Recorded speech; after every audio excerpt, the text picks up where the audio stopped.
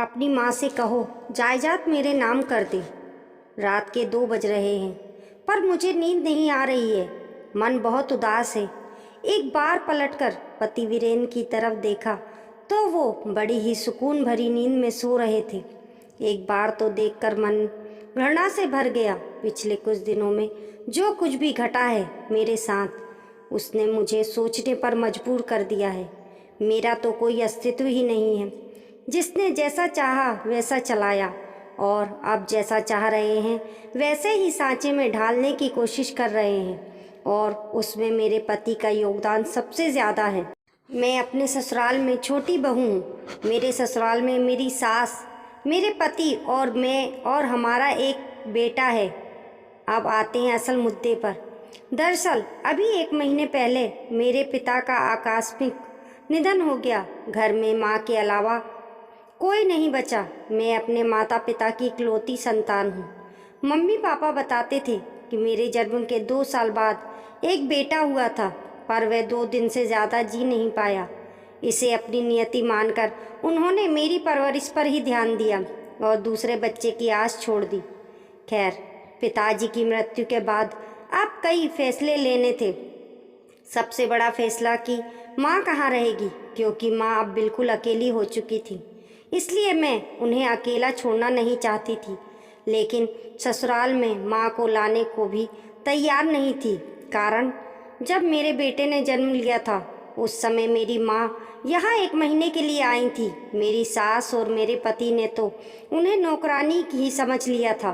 बेचारी मेरी माँ सुबह से रात तक काम ही लगी रहती थी, पर मजाल है कि दोनों माँ बेटे में से कोई उनकी मदद तो कर दे। लेकिन इस बारे में वीरेन को कोई चिंता नहीं थी, बल्कि वह तो दिन रात यही बातें करता था कि प्रॉपर्टी का क्या करना है, क्योंकि उसे अच्छे से पता था कि माँ ने पूरा फैसला मेरे ऊपर डाल दिया है। लेकिन मैं तो ये देखकर हैरान थी कि ससुराल में तो मुझे कभी निर्णय लेने नहीं दिया जाता था। आज मेरे मायके में भी मुझे फैसले लेने का हक नहीं था। वीरेन मुझे अपने हिसाब से चलाने की कोशिश कर रहे थे।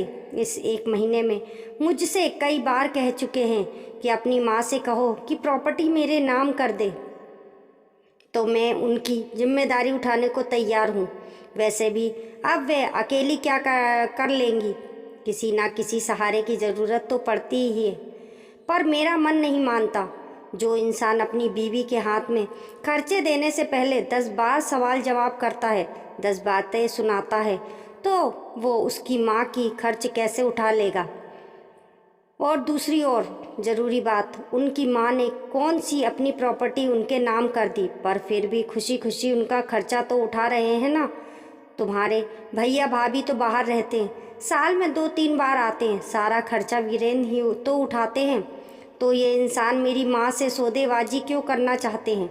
बस यही बात मेरे दिल को चुभ रही है। कल रात जब सासू माँ ने इस बारे में बात की तो उन्होंने मुझे ही डांट दिया। क्या गलत कह रहा है वो? मेरा बेटा तुम्हारी माँ के खर्चे क्यों उठाएगा? बेचारे को कोलू का बेल समझ रखा है क्या? पर माँ जी, जैसे आप हमारी जिम्मेदारी हो वैसे ही मेरी माँ भी तो मेरी जिम्मेदारी है ना। तू मेरी बराबरी अपनी माँ से कर रही है। मैंने अपने बेटे को जन्म दिया है, पाल पोस कर बड़ा किया है, बदले में वह मेरी सेवा कर रहा है, तो तुझे देखकर जलन हो रही है। इतना ही सेवा करवाने का शौक था तो एक बेटा और पैदा कर लेती तेरी माँ।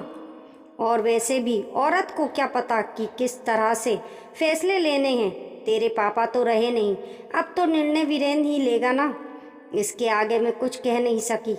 गलत तो कुछ कह नहीं रही थी वो। मैं बेटी हूँ, बेटा नहीं, ये मेरी सास ने बता दिया था। पर बेटा मजबूत हो और बेटी कमज़ोर, ऐसा हो नहीं सकता। अब मेरे दिमाग में एक ही बात है। मैं निर्णय ले चुकी हूँ कि मुझे क्या करना है। बस वह निर्णय लेकर मैं सो गई। सुबह जब उठी तो आज की सुबह कुछ अलग ही लगी। मैं जल्दी जल्दी घर के काम कर रही थी। मुझे देखकर मेरी सासू माँ वीरेन से बोली, आज बहू को कहीं जाना है क्या? बड़ी जल्दी जल्दी काम निपटा रही है। मुझे देखकर वीरेन ने कहा, कहीं जा रही हो क्या तुम? हाँ, माँ के पास जा रही हूँ। क्यों? तुमने तो मुझसे पूछा भी नहीं। सोच रही हूँ कि कहाँ का घर बेच दूँ। बात सुनकर वीरेंद्र के चेहरे पर चमक आ गई। इससे पहले कि वीरेंद्र कुछ कहता, मैंने कहा, सोच रही हूँ कि वहाँ की प्रॉपर्टी बेचकर यहाँ माँ के नाम से एक छोटा सा मकान ले लूँ और बाकी पैसे माँ के नाम से अकाउंट में ट्रांसफ़र कर दूँ। माँ के खर्चे में काम आएंगे। माँ पास में रहेगी तो मैं भी उन्हें आसानी से दिन में जाकर संभाल लूँगी। तुम्हारी इतनी हिम्मत कि तुम मेरे फैसले के ऊपर जाओ। देख रहा हूँ बहुत ज़्यादा बोलने लगी हो आजकल। मैं आपके फैसले के ऊपर कहाँ जा रही हूँ? मैंने कभी ससुराल में बीच में नहीं बोला, कभी किसी निर्णय में आपने मुझे साथ में नहीं लिया, पर अब तो मेरे मायके से संबंधित फैसला लेना है और वह मैं ले सकूँगी। मेरी माँ है, उन्होंने मुझे जन्म दिया है तो उनके बारे में सोचने की जिम्मेदारी मेरी है ना। अगर मैं नहीं सोचूंगी तो लोग सौदेबाजी करने को तैयार हो जाएंगे और वो मुझे मंजूर नहीं। बहू अपनी माँ के लिए तू हम सबसे लड़ने को तैयार है। अब की बार बीच में मेरी सास बोली, देखिए माँ जी, कल आप ही ने मुझे ये रास्ता बताया था। आपने कहा था ना कि मेरा बेटा है, वह तुम्हारी माँ की जिम्मेदारी क्यों उठाएगा। इसी तरह मैं अपनी माँ की बेटी हूँ। अगर मुझे रोका तो मैं आपकी जिम्मेदारी नहीं उठाऊंगी। आप अच्छी तरह से याद रखिएगा, आपका बेटा सिर्फ कमाता है, पर इस मकान को घर में बनाती हूँ। मेरी बात सुनकर दोनों में से किसी ने कुछ नहीं कहा। जानती हूँ नाराज़ है तो नाराज़ रहने दो। इनकी नाराज़गी के चलते मेरी माँ को मुझे मोहताज थोड़ी ना करना है। बस फटाफट अपना काम निपटा कर मैं चल पड़ी थी अपने फैसले को अमल करने।